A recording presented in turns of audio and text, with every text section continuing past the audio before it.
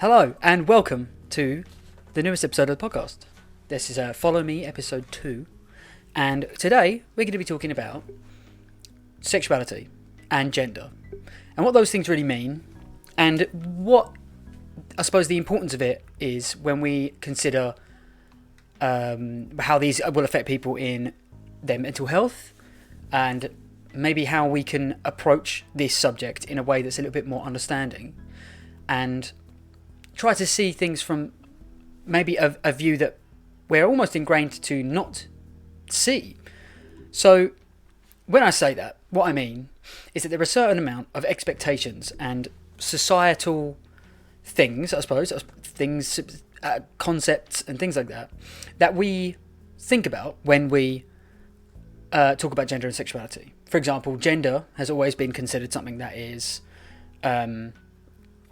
like you're a boy or a girl.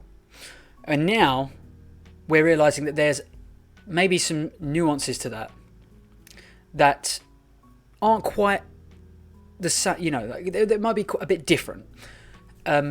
We now have changed those terms out. All those terms have been kind of like altered and changed out a little bit. And I'm going to get back into what that really means in a minute. So I thought I would start by talking about my personal views of what gender and sexuality really are. Now, as the straight white man in his 20s, obviously I'm very well versed in this subject. But, it's easy to look at somebody like me and say, you don't know what you're talking about. What do you know about gender and, gender equality, sexuality and things like that? But like I said, I am just what people might see as just generic white guy. I'm British.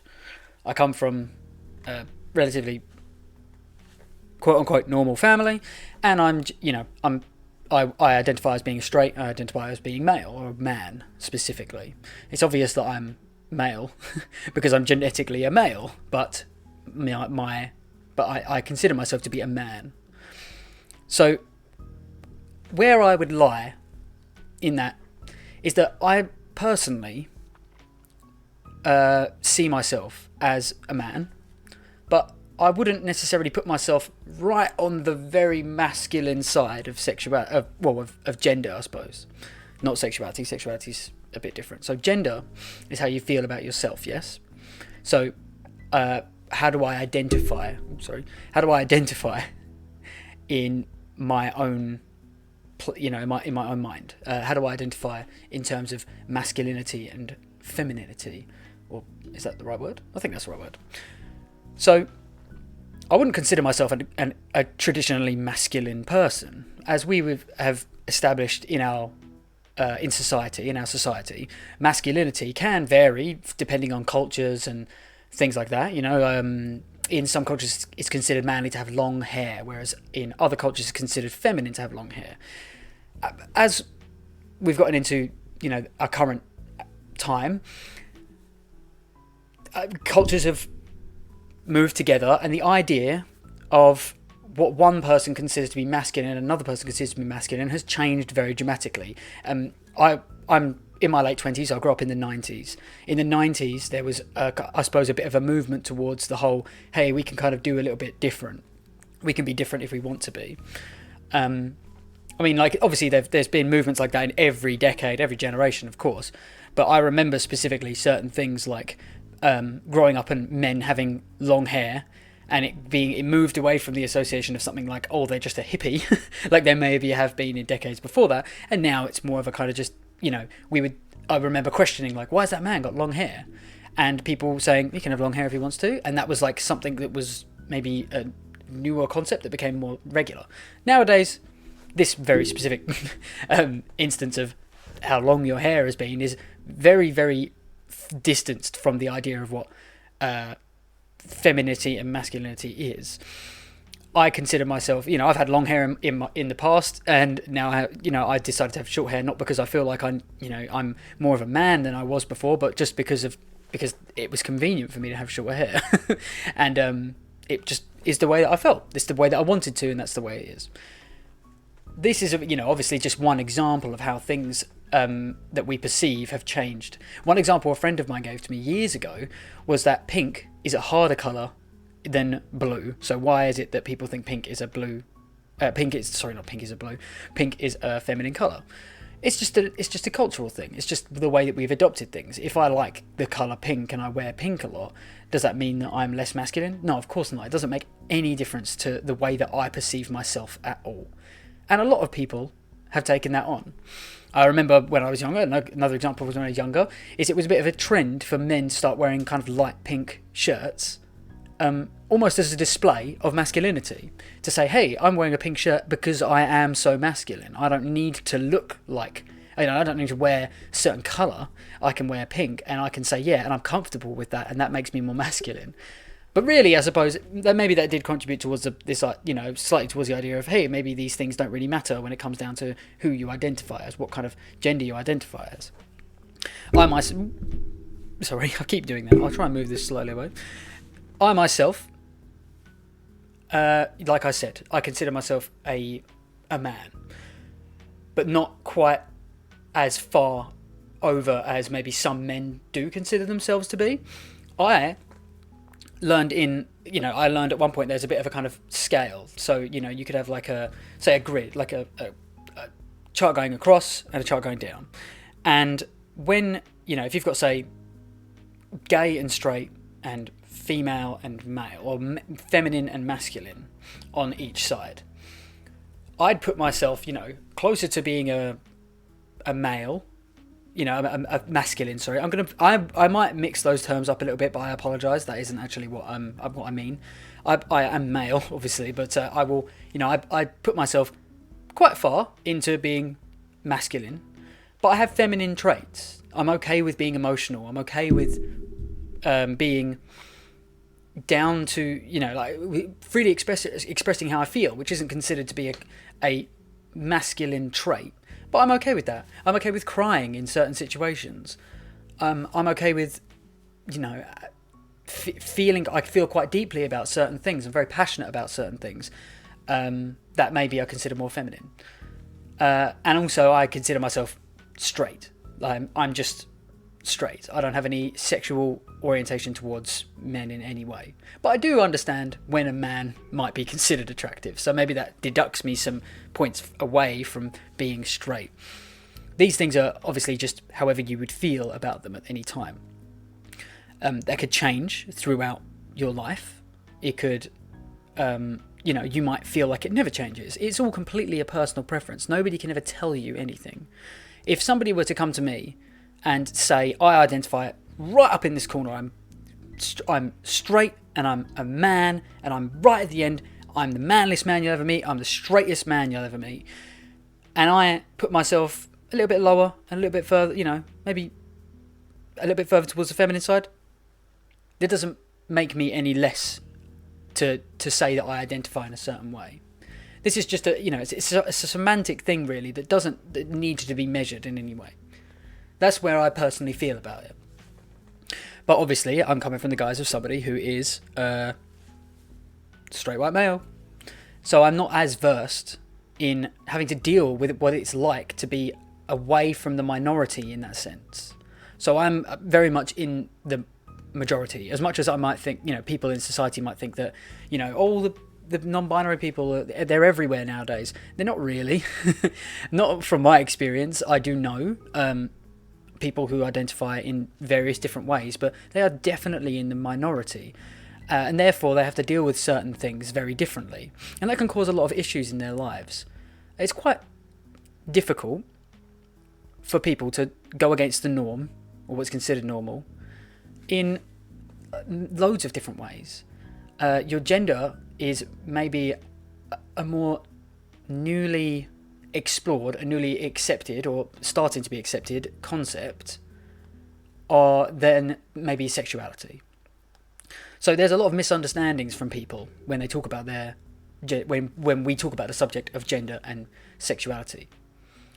The differences, they are different spectrums entirely. If you are gay, if you can, you consider yourself to be gay, it doesn't necessarily mean that you are less masculine. If you are,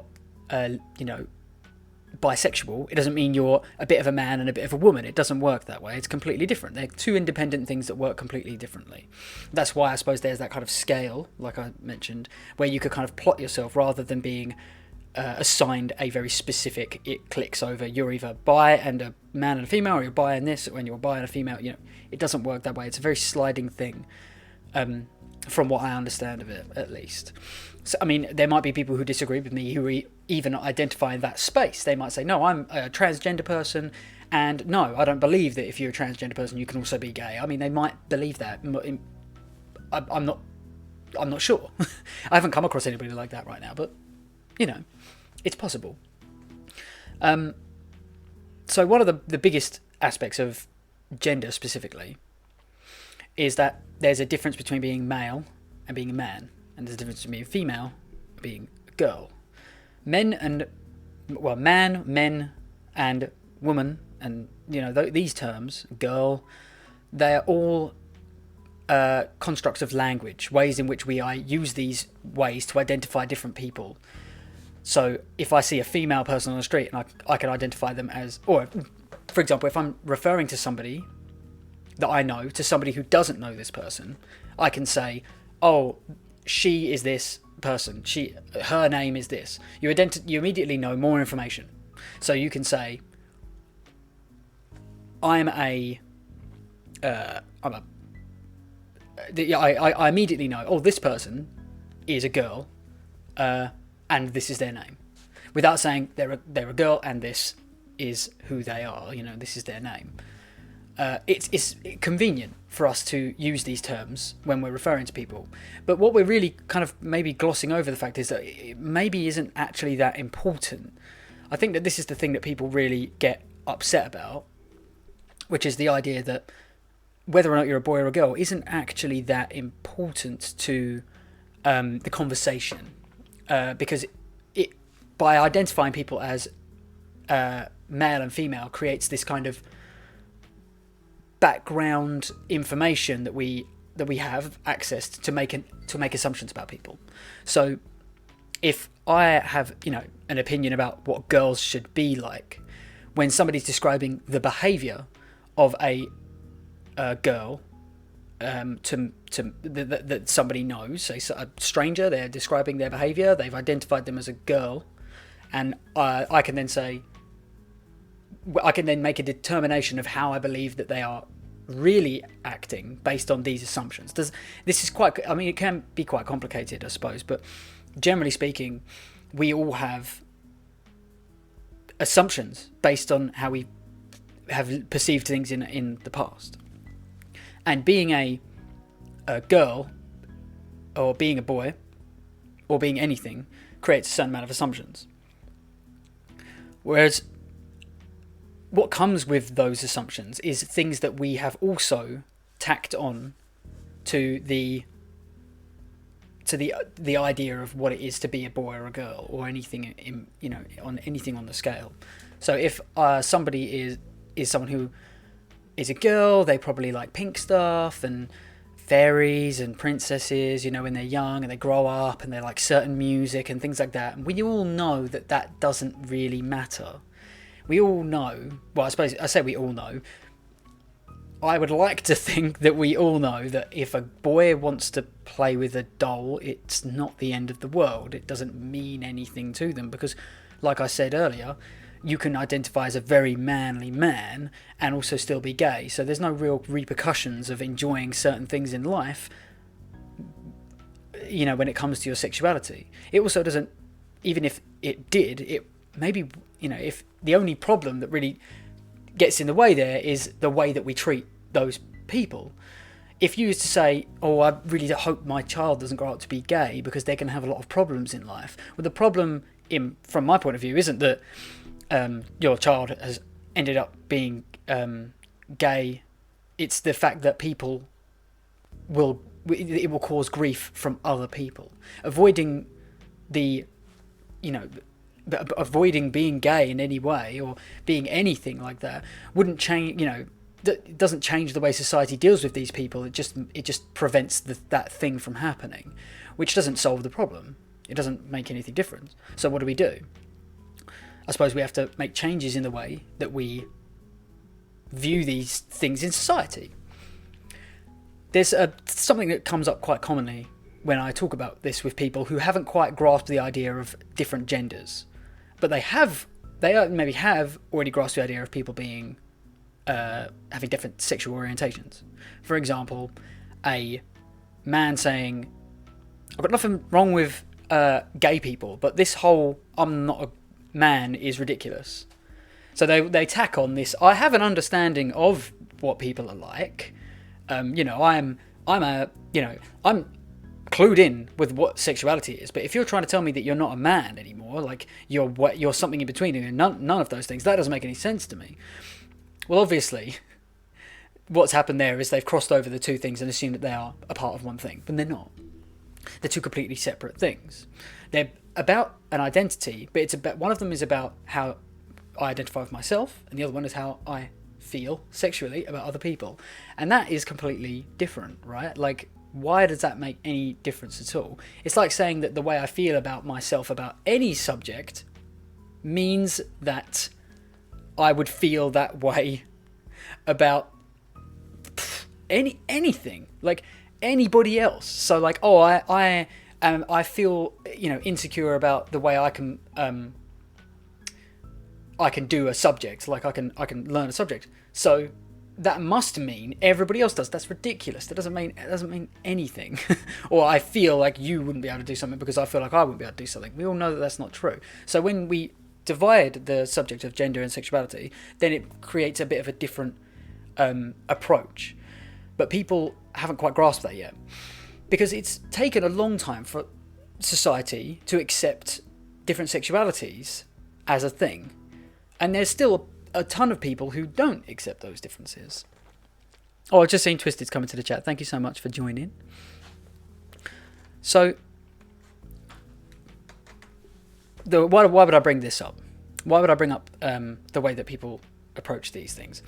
It's because it's evidence that in society we have grown to accept new things over time.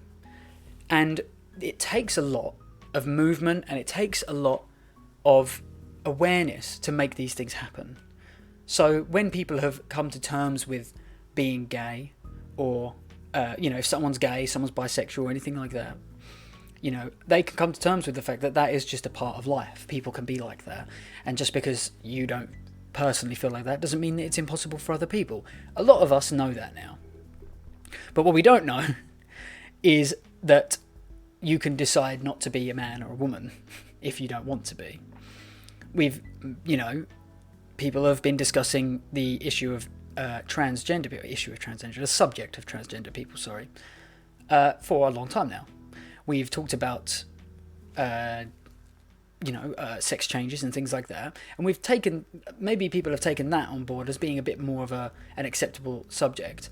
So, because we've moved from, we're okay with gay people, we're okay with bisexual people, we get that, and then the transgender thing came in. Okay, so you can be, say, you could be born male, but you actually want to be a girl.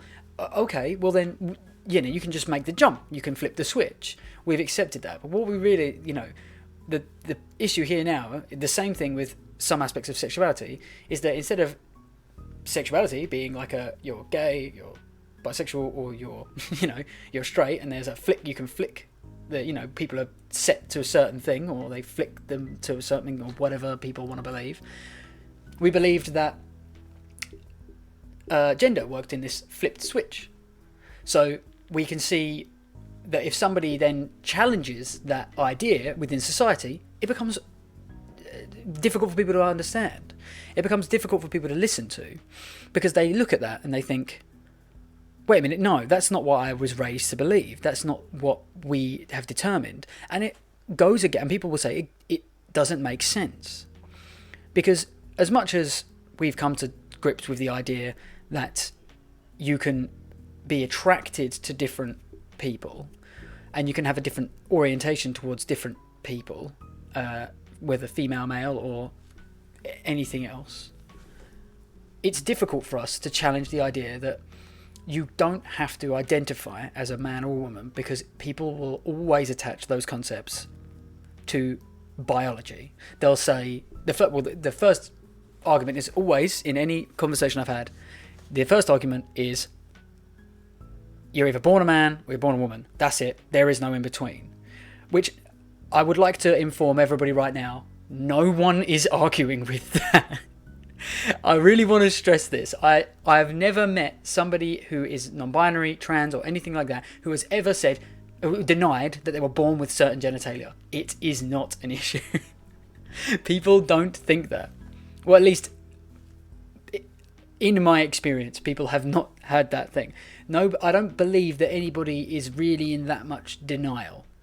There is the idea, well, the concept of gender dysphoria, which is when people are born a certain sex, and then they feel like maybe that's not who I am, and they want to change their bodies to fit something else. That's my understanding of it. If anybody has a better understanding of it, or a more in-depth understanding of it, I would love to hear about it in comments or in the chat. But there is a big difference.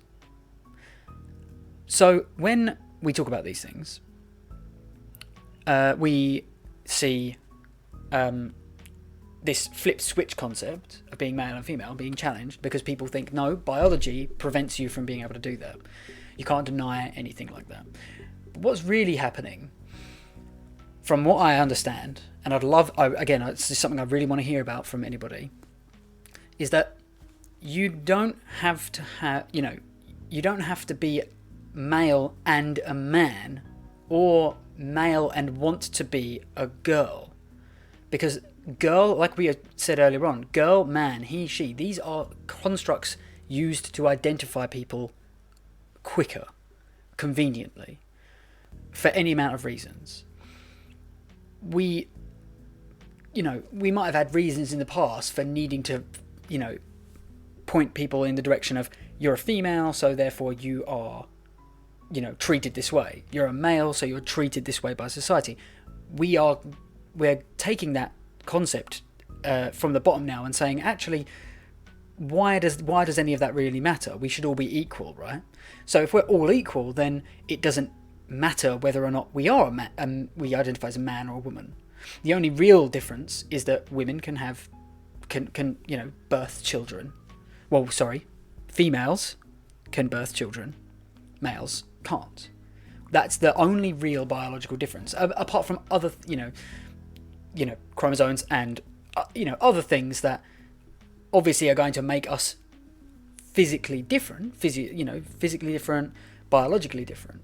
But the way that we treat those people in society is now irrelevant, because we're moving towards a more equal life for everybody. We're trying to make it so that everybody is treated the same. So what does that really mean? Well, if I say, if I have the idea that a man is this very masculine, I've got to lift weights, I've got to drink beer, and I've got to do all of these things, then, and I don't want to be like that, why should I be judged for that? Why should I be even considered, why would I want to be that if I disagreed with how that would make me feel so much? So we create, we've found the concept of non-binary and gender fluidity, which basically means that, if I'm a man, if I was born male, and I want to be a bit feminine today, and I would like to wear things that people consider to be feminine because I still like that idea, I can if I want, and I don't have to if I don't want to, because it doesn't really matter. It's just what I personally enjoy, and the concept of that's for girls and that's for boys thing shouldn't exist anyway, because it's just a social construct that we've used essentially just to market things to people. If I can say, hey, you 50% of the population, you're going to enjoy this thing, and you 50% of the population, you're going to enjoy this thing, that's the biggest demographic in the whole world. There is no bigger demographic than men and women. So if you can target one whole group of people in one go, then that's easy marketing. If I can say, men, they're going to love this beer, because men love beer and we make the best beer, then you're targeting your product to 50% of the entire population. So that's the only real reason that it's even relevant right now. I mean, if anyone else has a different opinion to that, then I'd love to hear about that. I was going to take a quick break to say hello, Pikachu Bar. Sorry, I wasn't ignoring you.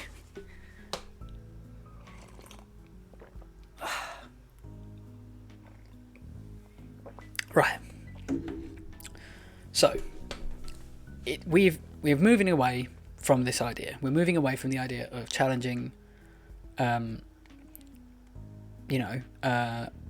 what it means to be a man and a woman, and whether or not it really ties to being a female or a male, because we now know that the idea behind these social constructs don't need to be associated with biology in any way. Social, biology, two different things. Right. So, one of the reasons I really want to talk about this entire subject today is because there's ways in which it affects people's mental health, which I would like for everybody to be a lot more aware of.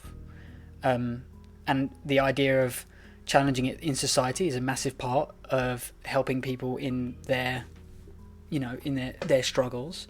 The anxiety that can come around from being a member of this group that people have decided is a different group to the norm. The LGBTQI plus community. I think I got all of those in there. Apologies if I didn't. We've created that that community of people live in the feeling of difference. They are on the outside. They are a minority, and in all instances of minority, there comes the issues of being discriminated against, and discrimination is a massive problem in loads of parts of life. As I said at the beginning, a straight white male from Britain here to give you the lowdown in a horribly ironic twist, but the idea that we need to challenge these things and talk about these things is incredibly important. It's the building up of the pressure that is needing for things to be changed that causes these things to become kind of a bigger issue. So instead of instead of people living in fear and not being able to talk about these things, they can just live their lives freely without the feeling of judgment from people when it comes up. I saw a quote years ago that said, "When my children grow up, I'd like for them to not come out to me. Not because I don't want them to be, they said, they put gay, but, this could be in any situation now. But because it should be so natural for them to feel that way, that if they were to come home with a same-sex partner one day, that they would know that there would be no judgment there." And I found that incredibly enlightening. I really enjoyed that, actually. I really like that, and it's something that I want to take on as a parent. Really, I'm a person who has children in who are growing up now in the crux of this time where we are trying to build awareness of these things. And when they say things like, "Oh, are they a boy or a girl?" I'll say, it doesn't really matter, does it? Because it doesn't. But the difference is that they are growing up and seeing that there are two different types of people. I suppose there are male people and female people, and we use the term boy and girl in society still. So they are still having to challenge that concept in their minds, exactly the same way as not all people have mummies and daddies. Sometimes someone might have two daddies, two mummies, one parent. These things that people, kids figure things out from their environment without specifically being told about it. I didn't have to tell my children, "Oh, I'm a girl. You're I'm a boy, and and mummy's a girl, and that's the reason that you are that's the reason that you are we are a family." I didn't need to say that. I just they just figured that out. They figured out that, in families you have like a daddy who happens to be look like this, and a mummy who looks like this. They have different body shapes, and all that, and I know that I'm a girl, and I know that mummy's a girl, so maybe girls become mummies, and boys become daddies. They just figure these things out. They're the very difference between people enforcing things on children as knowledge, and them kind of just figuring things out. It does seem like it's very natural for children to think that way, until there's some massive societal change that stops people, I suppose, or doesn't kind of subconsciously put the concept of male and female into children's heads.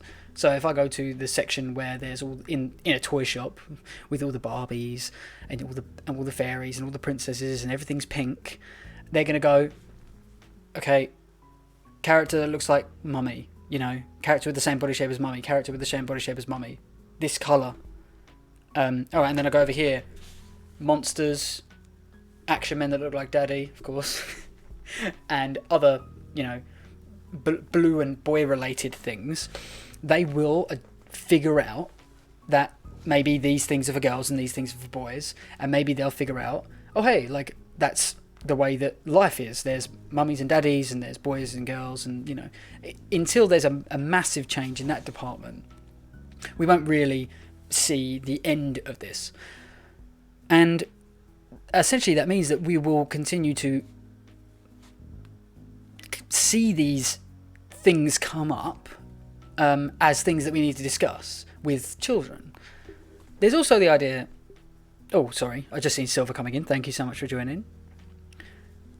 There's also the idea that if I'm, say, if I grow up, because I was raised in an environment when I was younger that wasn't as quite aware of these differences and this spectrum rather than, switch of gender, I use terms like, oh, you're such a good girl to my daughters when they've been good. Because that's just the thing that instantly came to my mind when I was growing up. And I've been doing it for too long. They've heard that term. They've heard it. They know it. They've identified themselves as girls. And that's how they feel. And that's what has been put into their heads. That was a fault of mine, in a way. Because I am instantly thought, when I saw... my daughter's doing something good, to use something that my parents had said to, like, my sister. Oh, you're such a good girl. The same way as I would say, oh, you're such a big boy, if I had a son and the son had done some great, achievement that was, that they wanted praise for, or deserved praise for. So that's when it becomes kind of tricky, because we're kind of challenging these things that we already have in our heads, because we have expectations of the way that we should behave around certain people. I still see, females in social situations and immediately refer to them as girls, until actually quite recently, when something has clicked in my head to say, oh, actually, they might not identify in that way, even with people that I know identify in that way, and I believe that that's progress in my own self. I now say, like, I'll predominantly use the pronoun they now in many situations, even if I know that the person identifies as a male or female, because at the end of the day, they're not going to be offended by it, or at least I'd hope they weren't, and I haven't come across anybody who has been offended by it, actually. So, if we see people and this subject of gender and challenge it within ourselves, it is it shows that we are capable of changing our behaviours and changing the way that we see things, as long as we want to. I feel like a lot of the problem is that people don't want to, because they already have it in their heads that no, that's not the way that it is, which is also quite understandable. It's a lot to expect people to just shift the way that they think and feel about things. So I can understand when people, say a parent, or just people in society in general, get upset when we challenge these things in their minds, yeah, it's a difficult thing. It's a difficult thing for us to get our heads around. It's difficult for me to explain to somebody, no, what you think has been black and white all this time is actually technicolored, for for use of any better term. Need a break to drink my tea that's going quite cold, and I'm quite upset about it. So,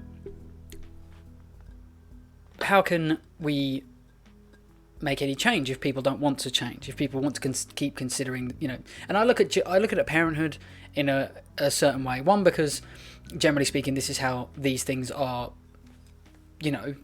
moved down in society, because parents teach children, and then society also teaches children.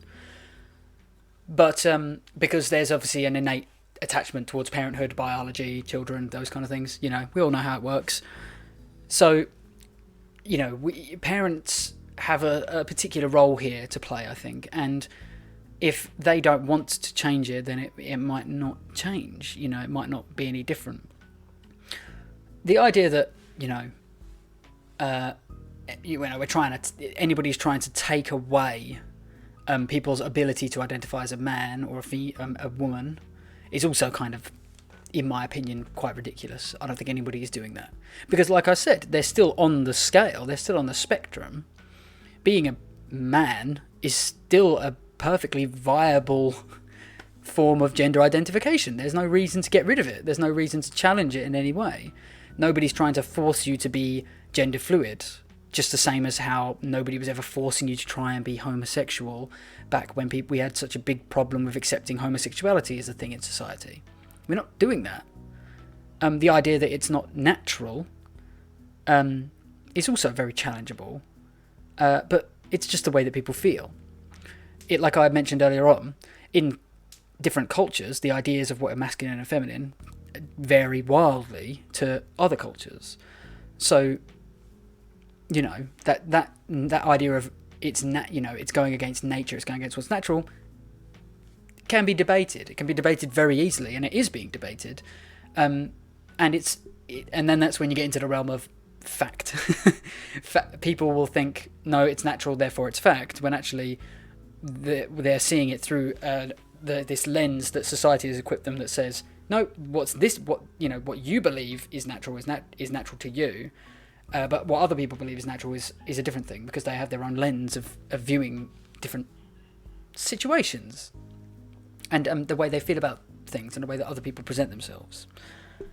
So, going back to parenthood in that sense, we also have expectations to any degree, to any very varying degrees of what it means to be a certain gender or anything like that. So when when a parent finds out they're having a child, there's always that kind of, is it going to be a boy or a girl thing? That's natural, because obviously we are going to find out at one point whether or not they are a male or a female. And then there's that expectation aspect that's built into that. People always said to me before my daughter was born, do you want to have a boy or a girl? And I kind of thought to myself, it doesn't really make a difference, but it kind of does. Because people will have expectations of what it's going to be like. There's also society differences, I suppose. If they're a boy, they might be expected to be a bit of a troublemaker. If they're a girl, they might be considered to be fussier. I don't know. Anything like that. It's all about how we've built up the way that we perceive boys and girls to be. And as a parent, you have a lot to look forward to in that department. My kids are still very, very young, but people have still said to me, and I have agreed with them in some situations, that, that's a very classic girl thing for your child to do. It makes sense that, all girls are like that. And I can understand why they would say that. They've viewed certain ways that young girls have behaved, and they've said, yep, that's the way that it is, you've got to expect that. And we kind of lose sight of all the times when they're not like that. There are children that I've known that don't, almost all children I know act very, very differently in very different situations. It's just natural. They're all individuals. They're all different people, and it's very easy for children to boil down to, children before they're born to be boiled down to there might be like these very specific things. Like if you're going to have a boy, you're going to be dealing with these issues. If you're going to have a girl, you're going to deal with these issues. And it's a way of us preparing, I suppose. We prepare to see certain things coming out of our children's behaviours, depending on the, what we would expect, like what we want to mentally prepare ourselves for. And if we are then challenged in that sense, if we have somebody who says, actually, I don't want to be like that. I don't want to act like a boy, say I'm a father who loves football. I'm not. I'm not much of a sportsman myself, so I don't have this. I wouldn't come across this problem per se. But say I'm a man who loves football, and I want my son. I'm having a son, and when the son grows up, I really want to play football with them because we're going to be boys, and that's what boys do. And then they don't like football, and you think, that doesn't make sense to me. That's not right. You should like football. All my boy mates like football. Why can't you be on board with that? And the simple fact of it is that they're an individual with different, needs and wants and things that they want to do with their lives. And that can happen all the time. I mean, for me, for example, one of my daughters might want to play football one day, and it might be looked upon me as the man to be like, well, you've got to start teaching them how to play football. And I'm like, I have no idea what I'm doing. I wouldn't know how to start, what can I do there?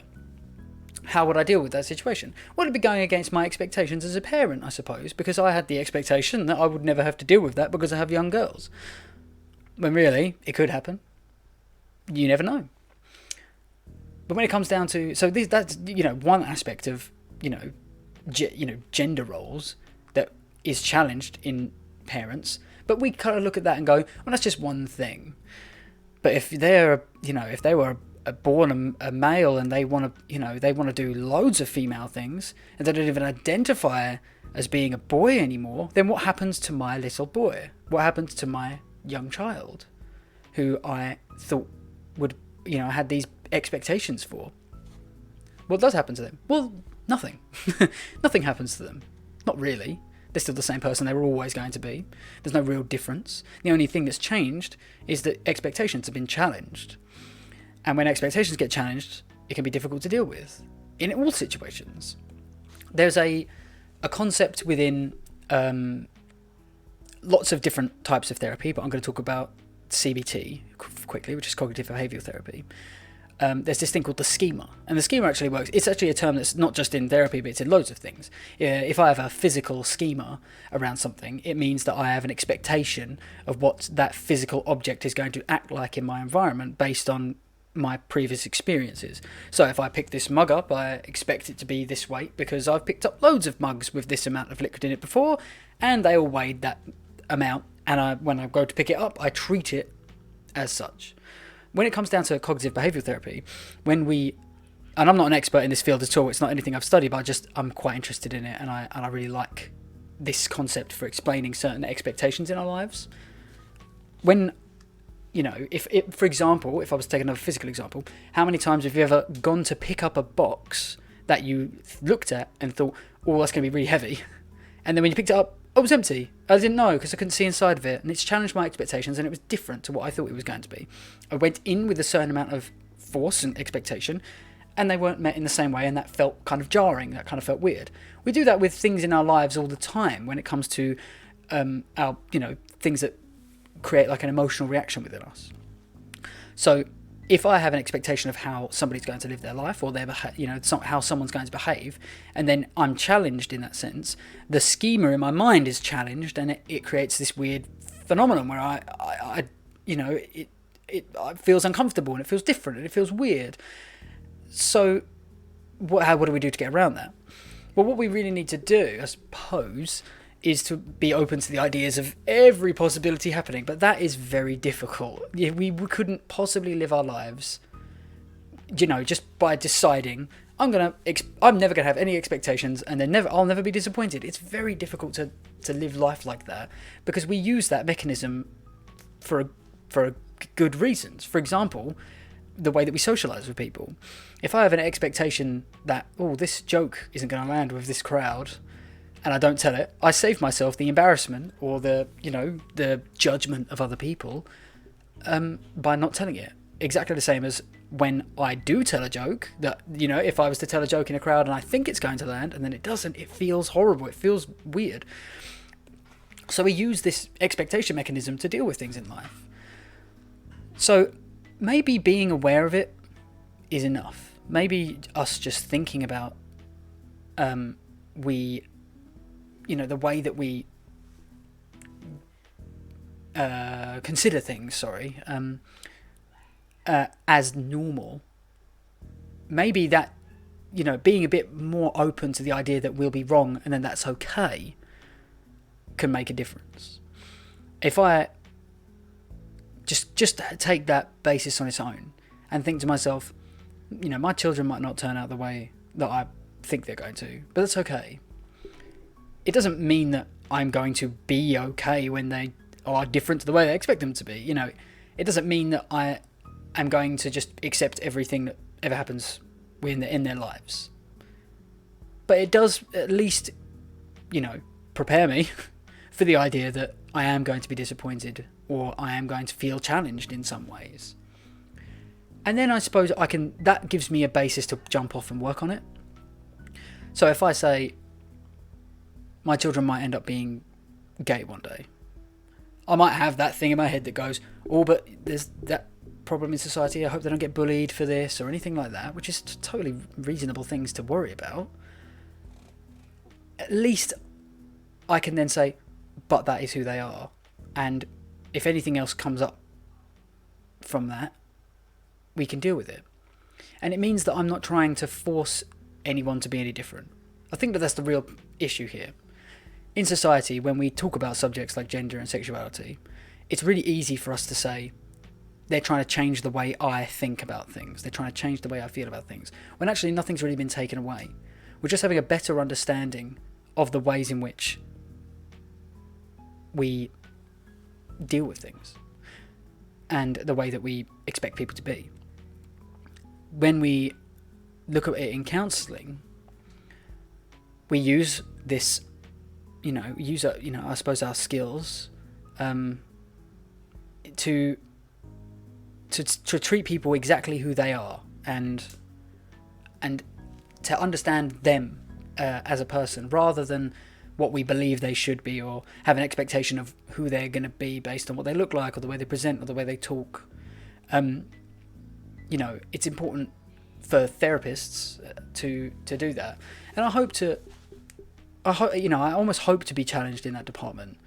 I've said before, I'm just a trainee, but I'm still learning, and there are going to be things that come up in counselling sessions in the future that will challenge ideas in my mind. And by thinking about this subject now and really mulling it over now, I suppose what it does is it prepares me in some way to be surprised by how other people are in their lives. So anyway, thank you everybody for coming. Thank you so much for watching the stream and watching the video. I feel like we've covered quite a difficult subject, and I'm really happy that we can talk about it. And I'd really love to hear what other people have to say about the subject. I'd love for anybody to talk about it in Discord if they would like to talk about it any further, or in the comments on the video. So, thank you so much for watching, and I will see you again next time.